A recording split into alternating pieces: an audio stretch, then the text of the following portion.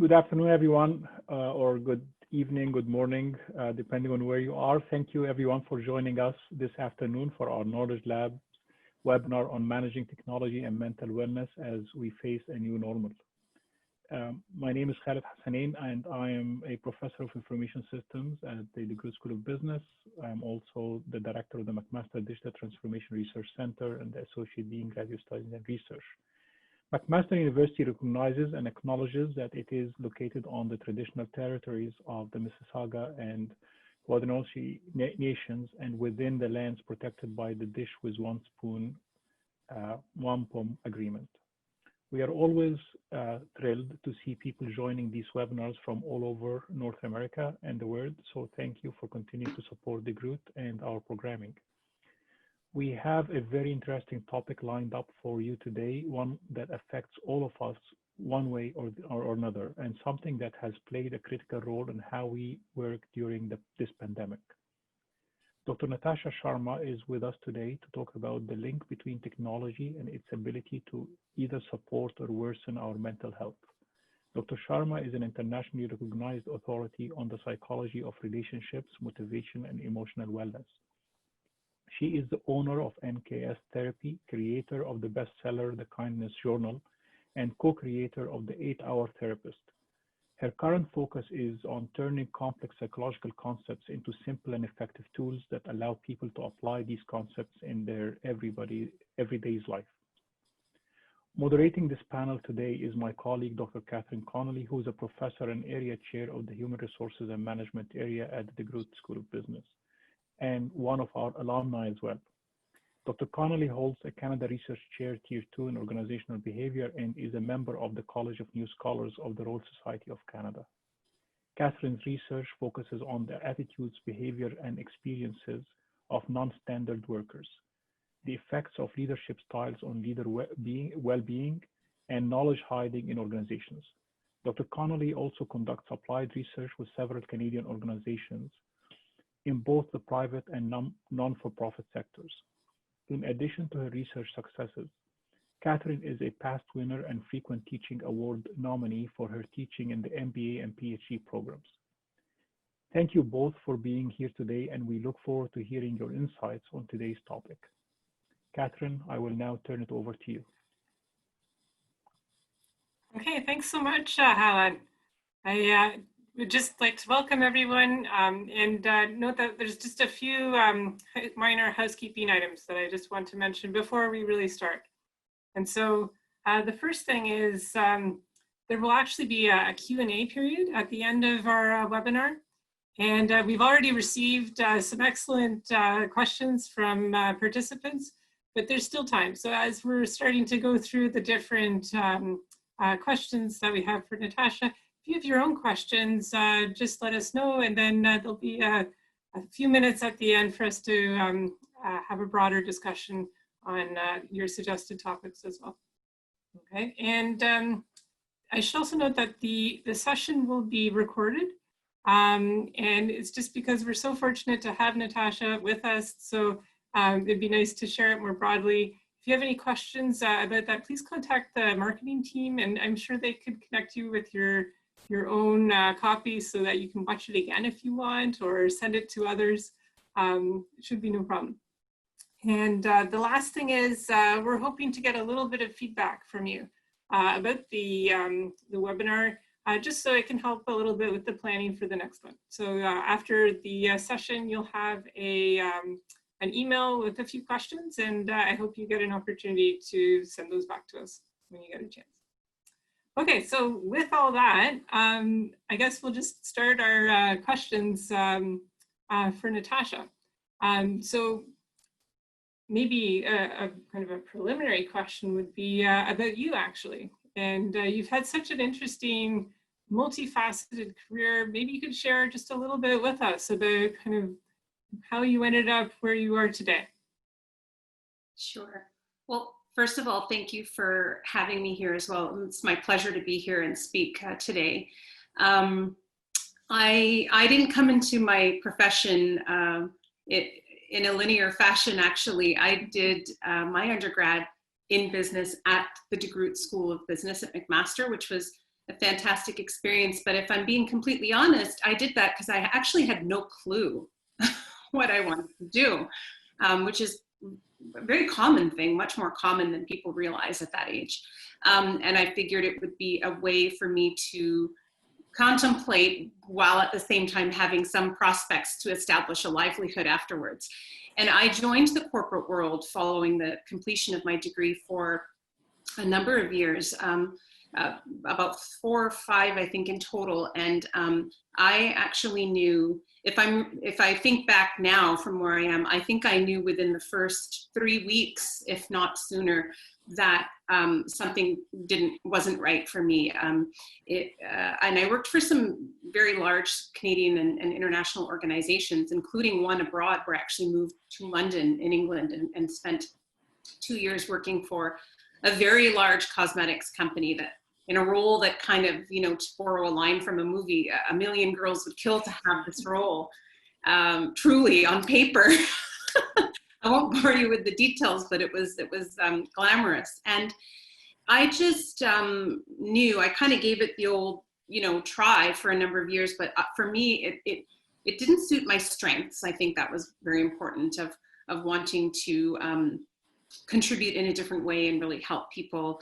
But I also didn't, the lifestyle didn't suit me. And I think we're going to be talking a lot today about why.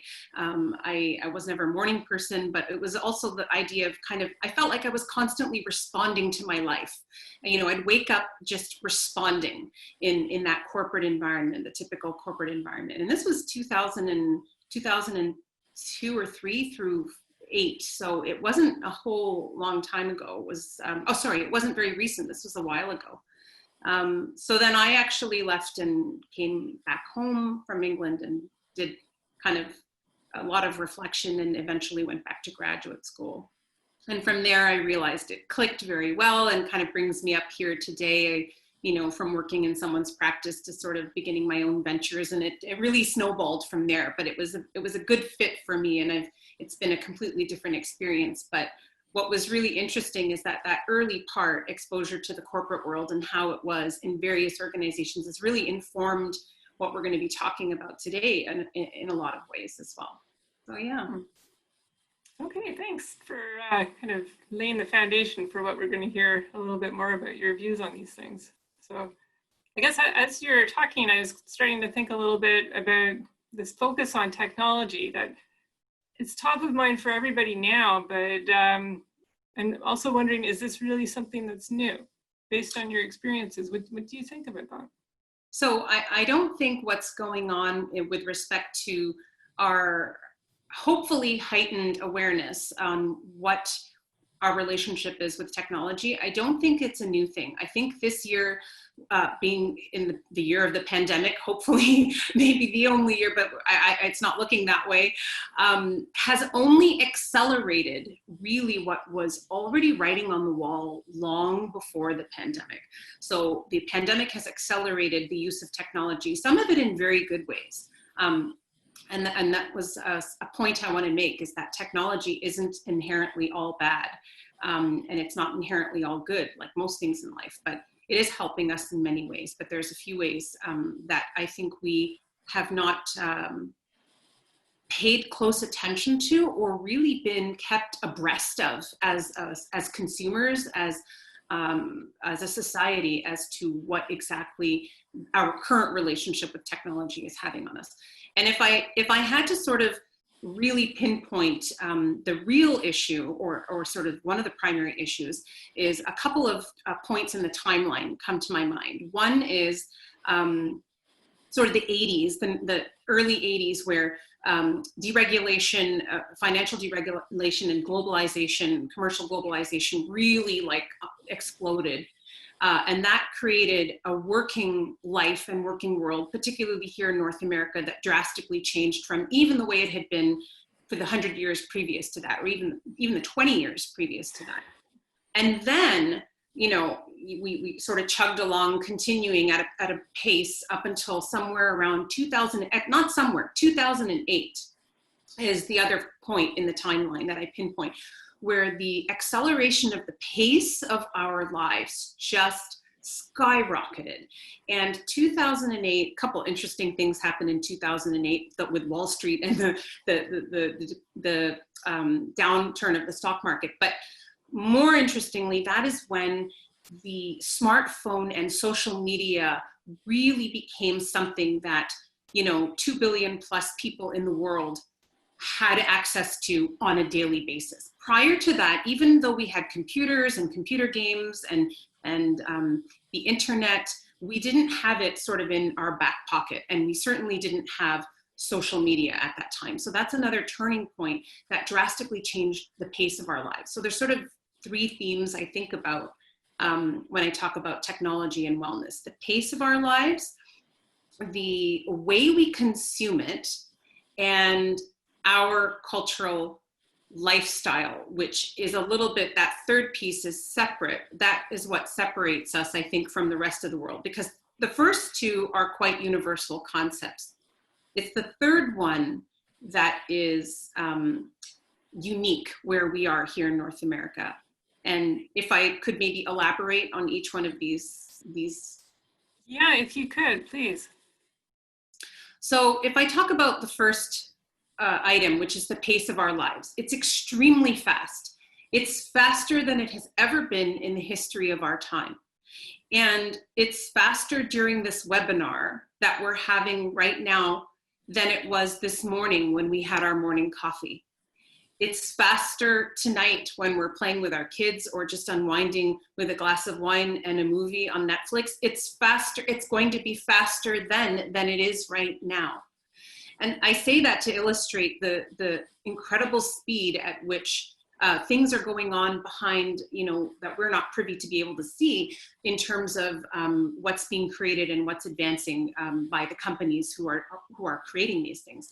So what does all that mean? Well, we have become a society where we have constant competition for our attention, constant competition for our focus, demanding us to process and sort through stimuli at a speed we've never done before. So the world around us has changed quite drastically, as I've said, but what's interesting is that our human brain has not actually changed in the same proportion. Certainly our processing ability, if you think of a human brain having one component of our intellect and our cognitive abilities is processing speed, much like the processing chip of a computer, which is 1,000 times faster, if not more, than ours. We haven't risen to the same level of speed in order to match this current environment around us.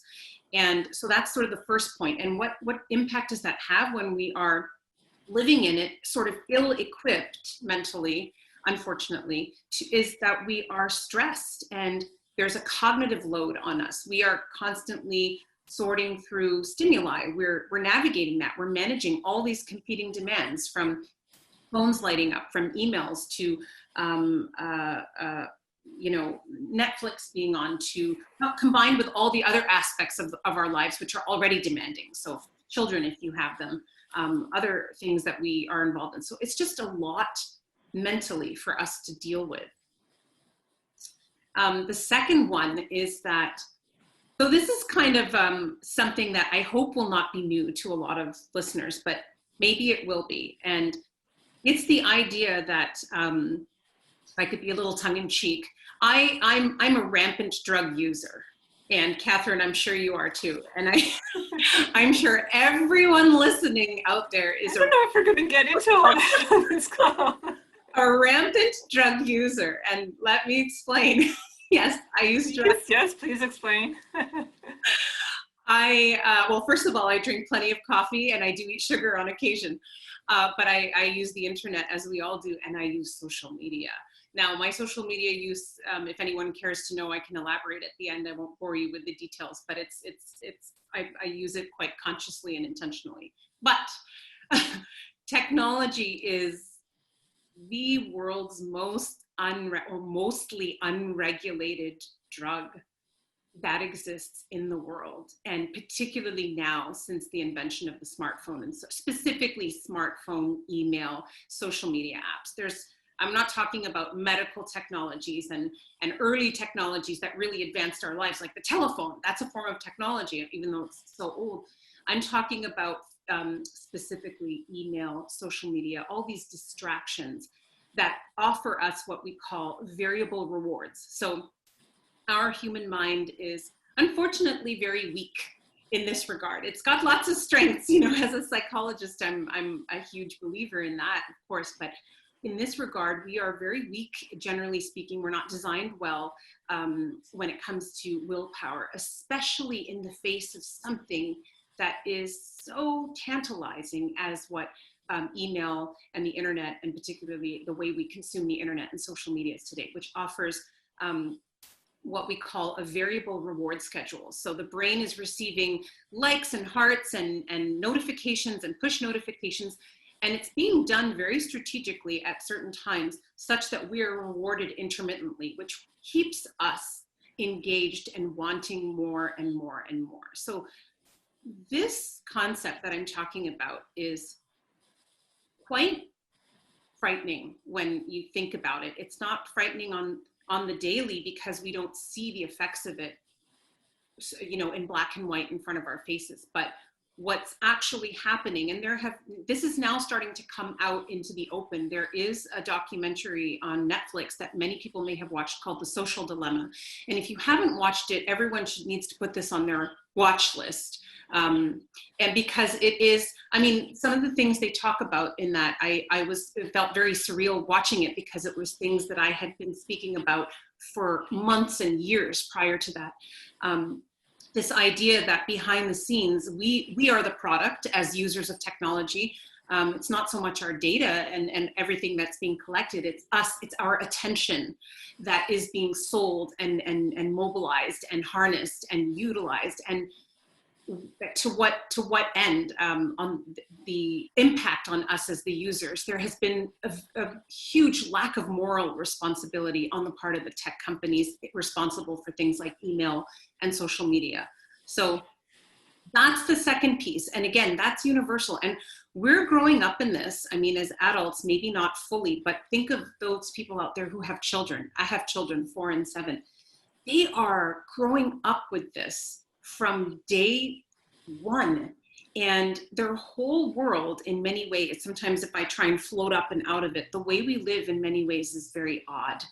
And I'll elaborate on that a little bit more later.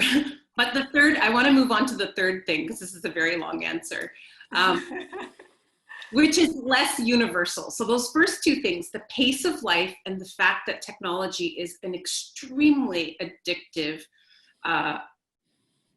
concept that none of us, like not even the best psychologists, not even the best trained, you know, individuals without conscious effort are free from that. The third thing is cultural lifestyle. And I do think this is where we differ in North America, say, from other countries. So we all have technology. We all have smartphones. I mean, not all, about 2 billion, I think it's about 2 billion of us approximately have access to these things. So are we all consuming it the same way? Do we all have the same relationship with technology? Not at all. So I know many people listening might not like to hear me say this, but here in Canada, I view our social structure and our systems in government to be very, very social, very pro-social, very community oriented, and very, very almost like, you know, very similar to aligned with the European way. However, we are much more like our southerly neighbors when it comes to the way in which we work and the way in which workplaces, not entirely, but just more similar.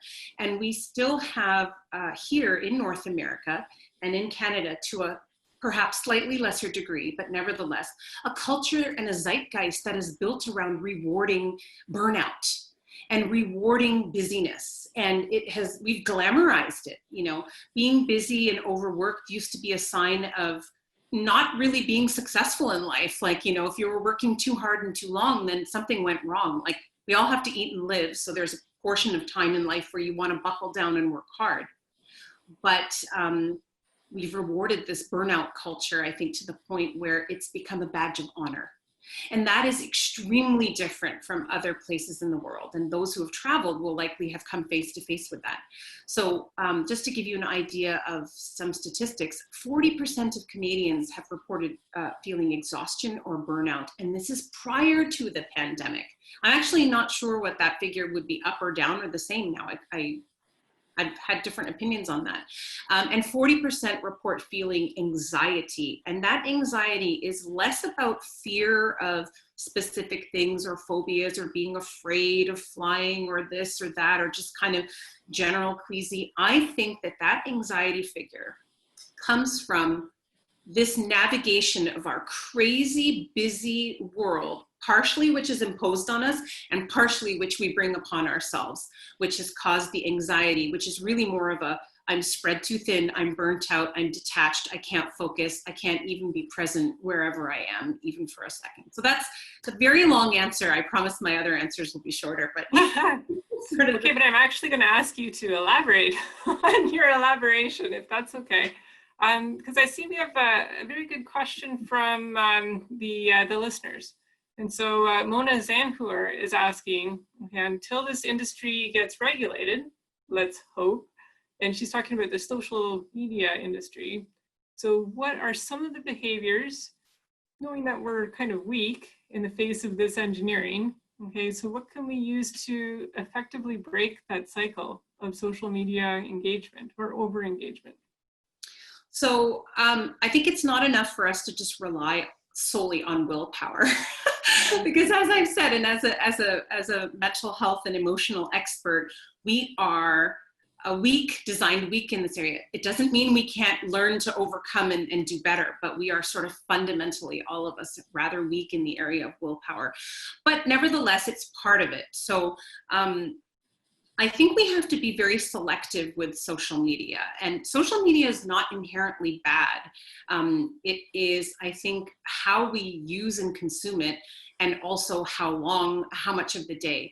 I don't know how many people out there listening track their usage on their phone, but it is scarier than forget watching a horror movie on Netflix. Just look at your phone and the usage. Mine's off, actually it should be off, but just look at the phone usage that you have at the end of the day. For some people, maybe it's not such a scare fest, but I track mine, and I have noticed during the pandemic, as I'm sure many have, it's gone way up. And then it was like a huge eye opener for me. So, and I even know someone who after tracking, and she saw the number of hours she was using on Instagram, and we did like a cold turkey. She just dropped off and closed her account and just took like a huge break. You can do that. I think that's one thing that you can do, is really take that kind of cold turkey break. But I would advocate more for become very aware. You can't make a decision about what's going on for you if you're not aware of how much time you're spending. So start tracking your usage. Use your phone. Use your technology in a good way, track the usage. We'll talk, if we get to it, I'll be talking about employers and tracking usage of employees too, but track your usage on social media. How much are you spending? I don't think anybody should be on social media every single day. I'm just gonna say it, I really don't. And on the days, maybe every other day, maybe every couple of days. And if you are using it, if you have a social media day, I would truly restrict it to, and people might freak out when I say what I'm about to say, but 20 to 25 minutes tops. And this is maybe if you're just a general consumer of social media. The same advice would not apply if you are a brand or a company or an organization that is using social media in a different way, obviously. But I think we have to become aware of how we're using it. And then the second thing I would say to this individual is, ask yourself what you're really gaining from it. Like, what is your raison d'etre, raison d'etre? Why are you on social media in the first place? Is it to contribute and add value and also obtain value, or is it for validation? And a huge number, and for boredom, and for clickbait, and for like lighting up our, it's like sugar, right? It's like candy, like ding, ding, ding, ding, ding, ding, ding. You start scrolling and it feels yummy. Like it feels great. Ooh, look at this. Ooh, look at that. Those are less healthy reasons to be using social media. And we all are guilty of this. I've tried to myself become mindful of, when am I scrolling for validation and pleasure, pain pleasure, you know, is a huge part of this, versus when am I scrolling because I actually am looking for something that could shift how I'm thinking or add some kind of value to my life or connect me to something I need to know about what's happening in the world. And similarly, when I'm posting, I actually found, so I made a switch for myself earlier in this year that I think I shared with you, Catherine, last week, which is I stopped posting adverts about even this, like I put it in the stories, but I stopped sort of posting the me, this is what I'm doing, this is the radio interview, this is what I'm working on. I stopped doing that in my personal accounts, and I just started restricting my posts to a few times a week, trying to add some kind of value through my expertise to anybody scrolling, some therapeutic value. That's what I know, psychological value. What could I say today that could help somebody who's looking at this with their life? And I also made one other decision: no kids, no kids on my my little one. I think I'm giving him a little bit more window, but he's off too shortly, and I cut the other one off. I just don't think they have the right to be there because they haven't consent. I don't have the right to put them there. It's just my personal belief. They don't know what they're consenting to, and they have no idea what the ramifications are. So just going back, why are you on social media? Ask yourself, what are you getting from it? If you're there to contribute something because you own a company, because you are someone who knows something, you don't have to be an expert, just a human, and you have something to share, be it art, be it poetry. So these are some of the nicest ways we can use it. Then by all means. But if you're using it primarily for your own self-validation, to garner likes and attention, this is a sure sign to curtail your use. And definitely measuring how you feel afterwards. I've conducted those experiments. How do I feel now? Rate myself, scale 1 out of 10. And then let me go on social media for like 30 minutes. Instagram, whatever, it doesn't matter what I'm using. I tend to use Instagram, or maybe, yeah, pretty much that's it. And how do I feel after those 30 minutes? And really ask yourself, if you're feeling lousy after using social media, it's time to step back or maybe take a break altogether. And I have to say, like, the data has shown that by and large, the vast majority of us don't feel good after using social media. So I find this fascinating, and especially your comments about having kind of an in advance, kind of you determine how long and then sticking to that. And so you've kind of imposed this on yourself, rather than relying on the cues from the technology, because there's a reason why they design it so that you can scroll forever, right? It's not like you're reading a magazine or a book and you get to the end and it's done and you know it's time to stop and put it down and go have a snack and do something else. You could scroll forever. That's actually what you said. Constant reinforcement. Totally. And well, not constant, variable. Yes. The key is variable, but constant, variable, intermittent. It's called intermittent, like a slot machine. Yeah. Exactly. And the scrolling, I'm glad you mentioned that, because it's what's happening is things that I'm not an expert in algorithms or tech, but just from understanding, I understand how we respond to the tech. And then I've also done a little research on what's happening behind the scenes from a tech standpoint. There are algorithms that are designed to know when we've been abandoned our phone for too long, and then it dings up with something like, if anyone's seen the movie In and Out, and you see those little emotions, the Disney Pixar movie of the 5 emotions sitting in the girl's head, and they're navigating her whole life. That is an analogy for what a lot of us are living in, except instead of the 5 emotions, it's Google, Facebook, Instagram, TikTok. I'm telling you, and they are the ones who are sitting up there in the control center. Oh, she clicked on that. Let's send her that. Let's send him that. Oh, let's see if we can, it's called an ellipse is what I've been told, so that you can see when someone's responding to you, keeps you there. They want to keep you on their page and site as much as they possibly can. And no one has really come forward to help us understand that that's the reality of what's going on, but it is. And we have drank up the Kool-Aid, all of us, myself included, because it's fun. It was fun until, I started understanding more. And I understood a long time ago just because I have that psychology background, but just also being mindful of how I feel. But it's fun. It's very pleasure inducing, and anything that's pleasure inducing in our brain, we're just going to do it over and over and over, just like the scrolling, like you said. Okay, so I'm going to flip our discussion a little bit now and maybe focus a little bit more on the employer side, because we've been talking a fair bit about kind of our personal tech and how to manage that and how that might affect us. And so for the employers, like, what could they do to better integrate technology into their employees' lives? Like, what could they do for us? Or what can we do as employers? What can we do for our employees? So I think that employers play a key role in this. And that is becoming, like I said, I think we've used technology in a way that initially was meant to make our lives easier, smoother, more convenient, not faster. I think speed was a byproduct of that, but I don't think speed of life was the goal. Convenience and facilitation and efficiency was the goal, not hectic, and what we've done is we've actually taken the technology efficiencies that have been provided to us early on, and just instead of allowing that to make our days easier and slower and have more vacation and more time with family and friends, which is what we could have done, we just piled on more work. And we just started saying, well, now we can do thrice the amount of work because of these efficiencies.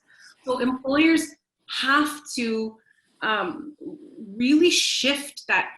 This is a massive shift across society. I mean, this is not like an easy thing that can be accomplished overnight, but we have to change the whole zeitgeist of what it means to have our workplace culture here. There are parts of the world where it is illegal for employers to email their employees after working hours.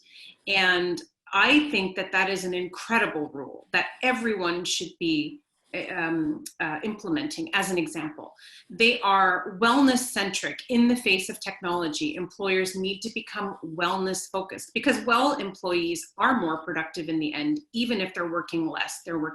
Maybe they're working healthier, and therefore the profitability in theory should be the same or even more.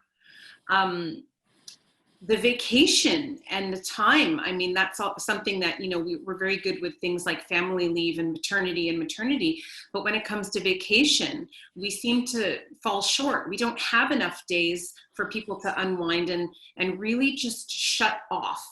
And I think that this is something that, again, this is an opportunity. And I know that's another question that we'll talk about, but the efficiencies or what we think is an efficient working day or working week or working year, I think can be completely re-examined in the face of what we're going through. More vacation time, more time for people to shut off, which sounds like, well, they're going to be away from work and fall behind. But in reality, what we know is when people get that kind of time, a shutdown, they come back far more ready to tackle things.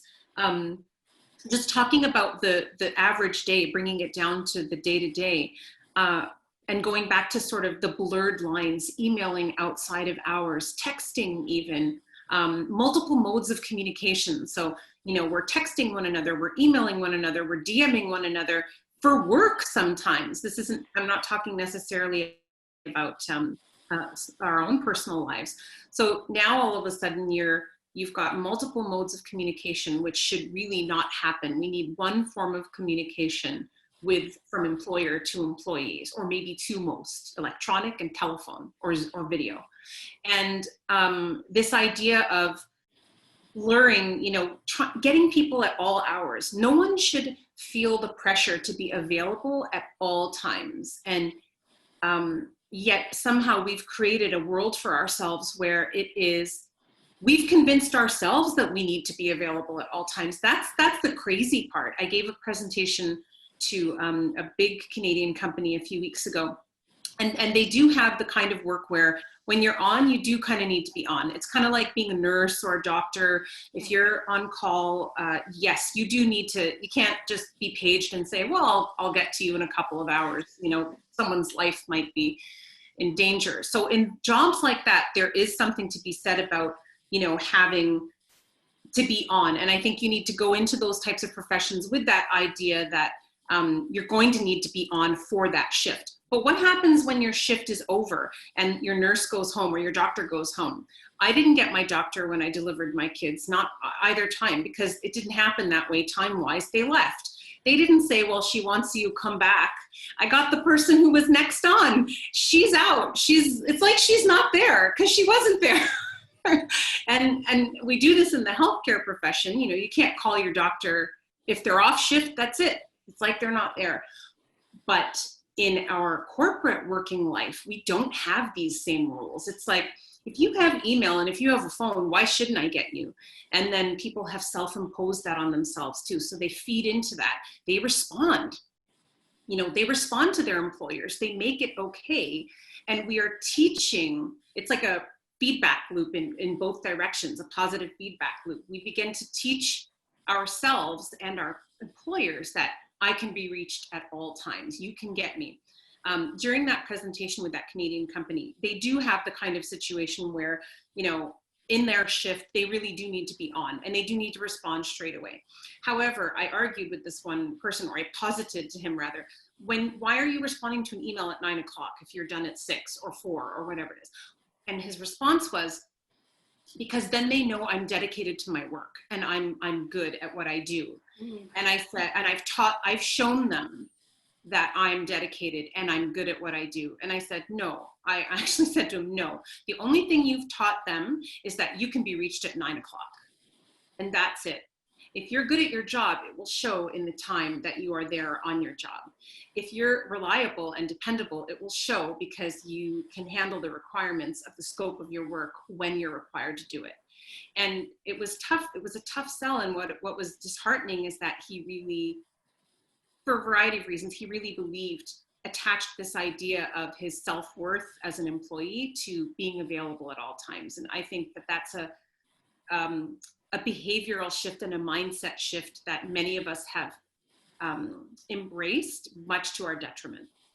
Yeah, I agree with everything you've said. I think we tend to kind of impose our own problems, like the employer maybe or maybe is not asking for constant availability, but then we offer it anyways. Yes. And then even if we're not offering the availability to do things, we still spend our off time just thinking about work. So we're still really kind of working because we're just ruminating on it. It's not rest, it's not recuperation, we're just ruminating. Yeah. And so I think ideally people will develop their own, at least psychological boundary between home and work. And I've heard any number of different strategies for this. From something I do, I will walk out the front of my door, take a little walk, and then come back. And then my work day starts. Mm-hmm. And then at the end of the day, I go for a walk, yes, with my daughter, come back, and home time has started. Yeah. And so there's definite work time, definite home time. I know other people who will, they'll listen to a certain favorite song, either in the morning to psych themselves up and, okay, this is now work time, or at the end of the day, it's like, okay, all done, now it is home time, me time, family time, we get to do everything else. And I think unless we have these psychological boundaries, especially if you're working at your kitchen table these days, it's not going to work so well.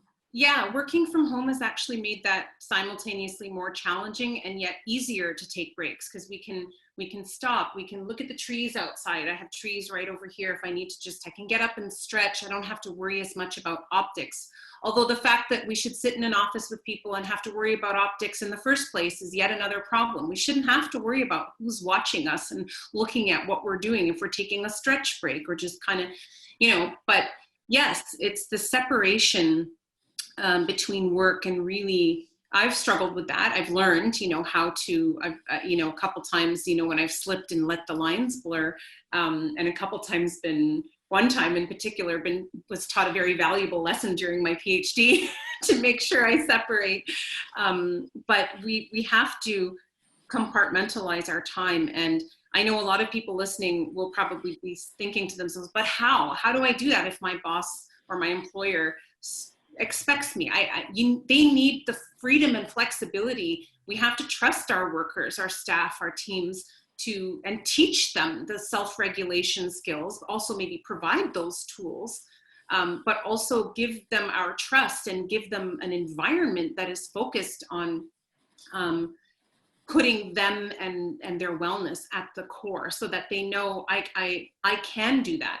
I always say to people, the first thing that you do in the morning should not be, unless you're turning off your alarm. I do reach for my phone in the morning because I don't have an alarm. I had one, but then like one of those old ones, and I shut it off and I put it down, and I will not touch it for at minimum an hour, sometimes more, because I just don't want the first part of my day, if I start opening, who hasn't opened up a red, as in the color red and unread inbox full of email and felt stress and anxiety. And now all of a sudden, the first thing you're doing to start off your day is responding.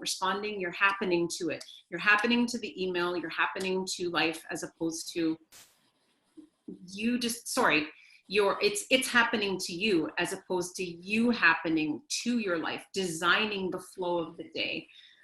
It still may include email, but it's a structured time that you've allotted to it.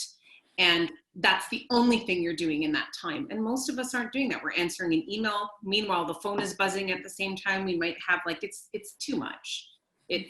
These lines have been blurred here more than in other places. And I do think that I'm picking on us and our culture here in North America, maybe a little bit too much, but I do think that there are stark differences in the way we all have the technology. Our relationship with it is it's duly set by ourselves and our employers and the working lifestyle.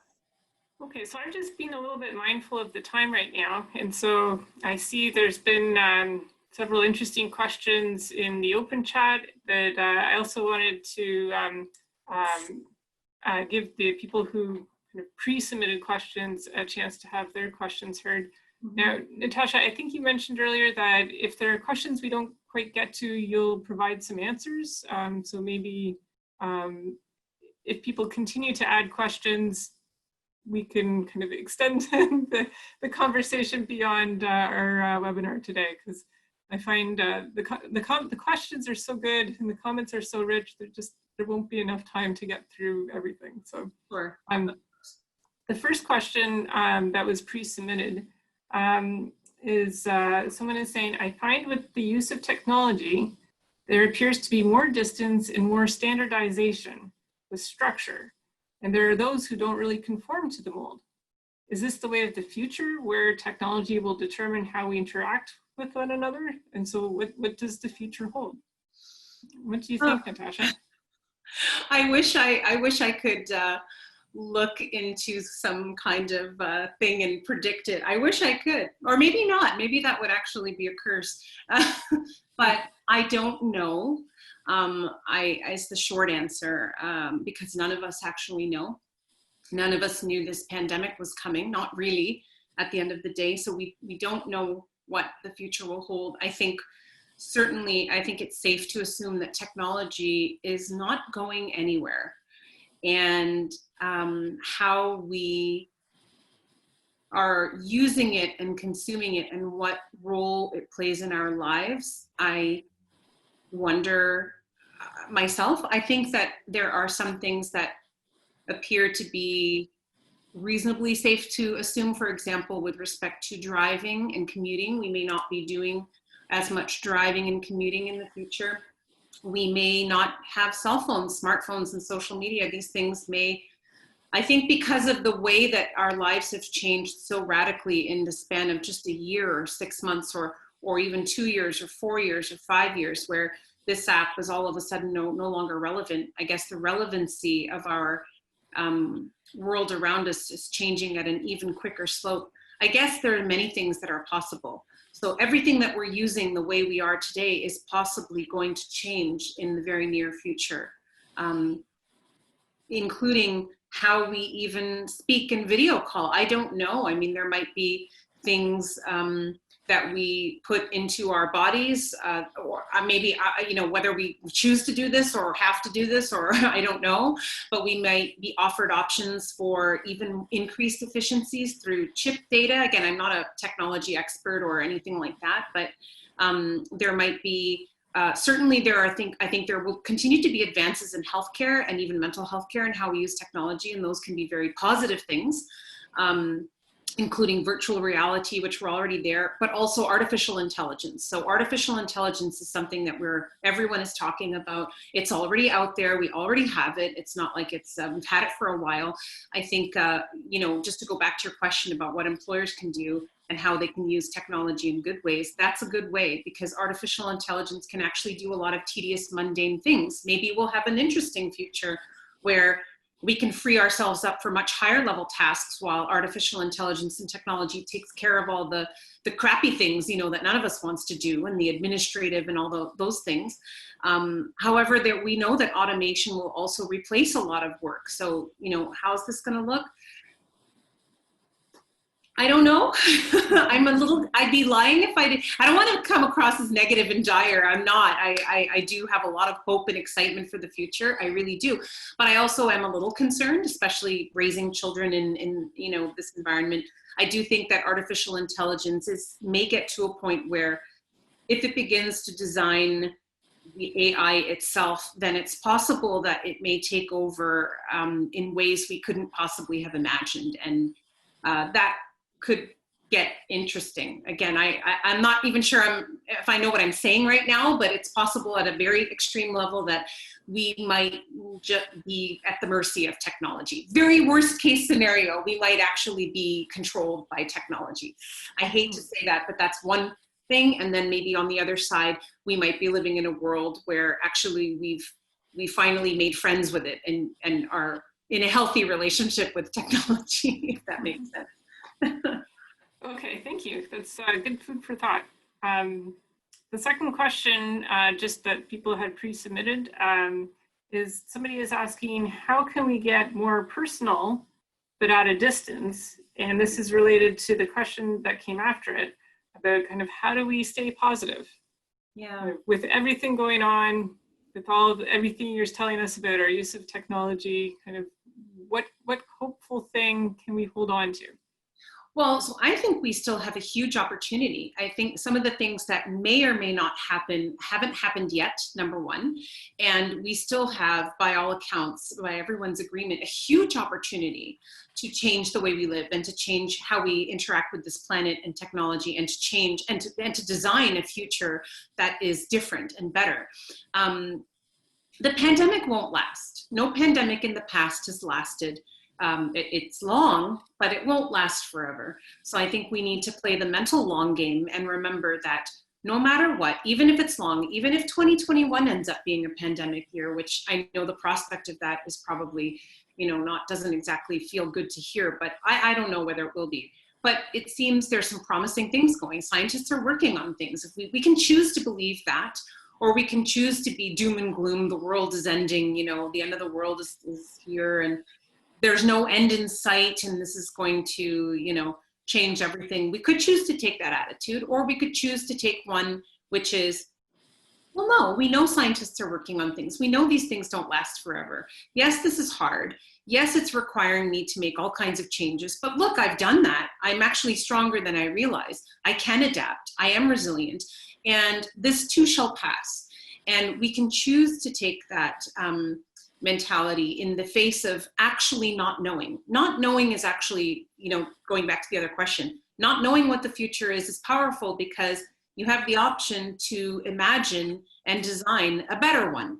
And that leads to more calm, less anxious feelings, as opposed to creating a version of the future that nobody knows whether it will happen or not. So why would you pretend or suggest that you have the answer or predict the future in such a negative way? Does that make sense? Mm-hmm. Yeah, no, that's maybe a more positive angle than some of what we've been talking about so far. Yeah. I mean, I think people live with so many day-to-day challenges that it's frustrating. And I think, as you mentioned earlier, we often don't talk much about what we're experiencing in these days. I mean, we're reacting to it. We're doing our very best. Maybe we're stronger than we think, but at the same time, it can still be very challenging. So I really appreciate your comments on kind of how to think forward in a very positive way and look to the future about what we can hold on to. So, so I'm just going to briefly touch on one or two additional questions in our very limited time that we have left. I'll be very short with my answers. So someone is asking, this is one of the pre-submitted questions, is it possible to reduce the amount of emails now that we no longer drop by anybody's office? And I'm going to kind of put this, sort of juxtapose it with one of the posted questions by Sepender Suffer, who is saying, okay, we take 5 days work week as granted. That's come from the past, right? That's been traditional, at least recently. But what if 24/7 is just a new norm? Mm-hmm. And just being conscious of our time is just going to make you be left out. Mm-hmm. So it's two very different perspectives on this. Like, how do we go in one path, or do we just run with it and take the other way? What do you think? Well, I mean, so with respect to in 2 minutes or less. Okay. Email, I think, yes, I think we can. Way before this, we were emailing in the excess. We were copying people in the excess. We need to use it more intelligently. We need to really think about what we're saying, when we want to say it, and not just write an email and throw it off there simply because it's there and we can. So I think that is definitely an area, and email can be just as addictive as the social media apps. So that's certainly an area I think that not only technology can help us if we use it correctly, but we can also be more mindful about how we're using email, how we are, who we're sending to, and yeah. Okay, I think that's probably the best spot for us to leave this for now, but I have to say, Catherine, do you mind if I just say one more thing? Well, oh, of course. Or less. I just want to touch on, like, you know, that idea, just for hope, you know, the idea of what we're talking about today being maybe not the easiest topic, but there's a lot we can do I'm not suggesting that we live in a miserable world, not at all. I think we're living in the best time of our lives, no question, but I think we could be living in healthier ways, and potentially where we're going could not be as healthy if we continue in this fashion. And this year sort of offers us an opportunity to really redefine what constitutes a good life, you know, and equate it less with, we all need to eat and live, as I've said before and many times, we all need that, but how much we need, I think, is become very askew for us. And we have a lot of everything. And I think we can redesign what a good life is with perhaps less of the physical and, you know, the homes, the cars, the clothes, the fashion, the shoes, all that, but more of what's quality, vacations, time off, you know, time with family and friends. So really what constitutes a good life really comes down to our relationships and our friendships and our emotional fitness. And the last thing I'm going to say is, for people who are, my company creates tools. Like, this is what I'm really doing with my time most of the time, is I have tools that are available for people who would like to actually have something at home. One is a journal. So it's not technology. You have to write in a book with your hand. It's a daily guided journal to help you shift that mindset to become more hopeful about the future through kindness and compassion, through reflecting on kindness. It's called the Kindness Journal. And then the 8-Hour Therapist is a kind of a tech product because you have to look at the internet or your phone, but it's online. All the sort of teachings and wisdoms of my years and my partner who created it as psychologists, kind of condensed into 8 courses that people can self-educate at home about how to become more emotionally fit, mentally fit, and achieve that balance in their life. So I want to mention those 2 things. And we need more things like that. We need tools in addition to webinars, in addition to people telling us and giving us the advice. We need things that we can do at home in the workplace that are short and effective. and that can really make a huge difference in people's lives. That's just tremendous. Thank you so much for sharing that with us. I think it's the type of thing that people need exactly that these days. And I think it's the sort of thing that can be so useful for so many people. So thank you. You're welcome. Thank you for having me. Khaled, did you want to say a few words? Yes, for sure. Thank you, Catherine. And thank you again, Catherine and Natasha, for being here today and sharing your insights with us. We hope you all enjoyed today's webinar. I know I did, and I learned a lot, and will try to be less of a technology addict in the future. Okay, I know this is touches on a topic of research that is actually close to what we do at the research center here, which is the dark side of technology. So technology is not always good for you, has a lot of positives, but also certainly has a negative aspects. Our next webinar is on Thursday, November 26th, and will be a discussion with Canadian broadcast personality and author Terry O'Reilly and DeGroote Associate Professor Bandit Malik. They will be discussing emotionally driven marketing in times of change. You can visit our website to learn more and register for this event. Again, I thank you all, and I wish you a great day. Bye now.